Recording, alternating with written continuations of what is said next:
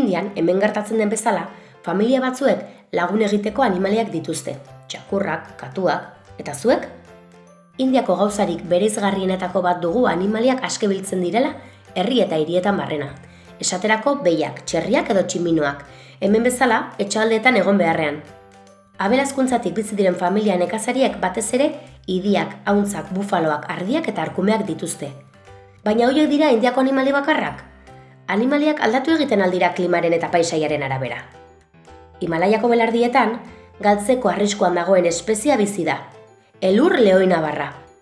Animalia galtzeko arriskuan egoteko arrazoiak asko izan daitezke. Besteak beste, haien habitat naturala suntsitzea, ezkutuko eiza, kutsadura, baso soiltzea, edo klima aldaketa, guztiak ere gizakien esku hartzearen ondorioz. Indiako errinozeroa terei zerrendako larretan bizi da.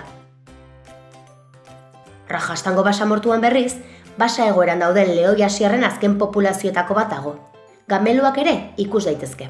Arrak paritrebeak ere ikus ditzakegu Indian, hala nola Bengalako tigrea eta Indiako lehoinabarra, belarjalea kasurako Asiako elefantea. Nilgiri langur maltzurra eta txori koloretsuak, hegal urdineko perikitoa edo Indiako pauma, Indiako baso eta larretan bizi direnak. Ezagutzen altzen dituzten animalia horiek guztiak?